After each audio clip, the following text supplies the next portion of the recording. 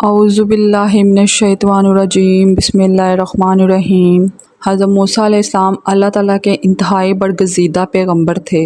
آپ کو موسیٰ کلیم اللہ اس لیے کہا جاتا تھا کہ آپ اللہ تعالیٰ سے کوہ طور پر جا کر باتیں کیا کرتے تھے۔ آپ علیہ السلام کا ایک امتی تھا جو بہت زیادہ غریب تھا۔ اس کے گھر کئی روز فاقے رہتے تھے۔ ایک مرتبہ اس کی ملاقات حضرت موسیٰ علیہ السلام سے ہوئی۔ وہ کہنے لگا، اے موسیٰ علیہ السلام، آپ کلیم اللہ ہیں، جب اس بار آپ کوہ طور پر اللہ سے ملاقات کو جائیں تو آپ میری طرف سے اللہ تعالیٰ کو عرض کریں کہ میری آنے والی زندگی کا سارا رزق مجھے ایک ہی بار میں عطا کر دے تاکہ میں اچھی طرح زندگی گزار سکوں۔ حضرت موسیٰ علیہ السلام نے اس کی فریاد اللہ کی خدمت میں پیش کر دی۔ اللہ تعالیٰ نے اس کی فریاد قبول فرما دی اور اس کو چند بھیڑ بکریاں، گندم اور کچھ مزید چیزیں عطا کر دی۔ اس کے بعد حضرت موسیٰ علیہ السلام اپنے روزانہ کے کاموں میں لگ گئے۔ پھر کچھ عرصہ گزرنے کے بعد حضرت موسیٰ علیہ السلام کو وہ بندہ یاد آ گیا۔ آپ علیہ السلام نے سوچا کہ پتہ تو کروں کہ اس کا کیا بنا۔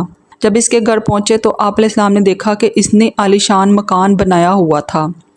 اس کے گھر میں مہمانوں کا رش لگا ہوا تھا، دسترخوان بچھے ہوئے تھے، انواع اقسام کے کھانے رکھے ہوئے تھے، سب کھا پی کر الحمدللہ کہہ کر مزے اڑا رہے تھے۔ حضرت موسیٰ علیہ السلام نے یہ منظر دیکھ کر بہت حیران ہوئے کہ آخر یہ کیا ماجرا ہے۔ کچھ دنوں کے بعد کوہ طور پر اللہ سے ملاقات کی تو اللہ پاک سے فرمایا، اے پروردگار عالم، آپ نے اس بندے کو جو رزق دیا تھا وہ تو بہت کم تھا، لیکن آج اس بندے کے پاس کئی زیادہ نعمتیں ہیں۔ یا اللہ، میں یہ سمجھنے سے قاصر ہوں، بے شک آپ خوب جانتے ہیں۔ اللہ تعالیٰ نے فرمایا، اے موسیٰ، بے شک وہ اس رزق کو اپنی ذات پر استعمال کرتا تو اس کا رزق بس وہی تھا جو اس کو ہم نے دیا تھا۔ میرے اس بندے نے میرے ساتھ نفع کی تجارت کی ہے۔ موسیٰ علیہ السلام نے فرمایا، اے میرے پروردگار، یہ نفع کی تجارت کیا ہوتی ہے؟ رب العالمین فرماتے ہیں، میرے بندے نے مہمانوں کو کھانا کھلانا شروع کیا، میرے رستے میں خرچ کرنے کو اپنا فرض جانا، غریبوں مسکینوں کے لیے دسترخوان بچھا دیے، اور میرا جو دستور ہے، جو میری راہ میں 1 روپیہ خرچ کرتا ہے میں اس کو 10 گنا زیادہ دیتا ہوں، کیونکہ مجھ سے تجارت میں اس کو نفع زیادہ ہو گیا، اس لیے اس کے پاس مال و دولت بے تحاشا ہو گیا۔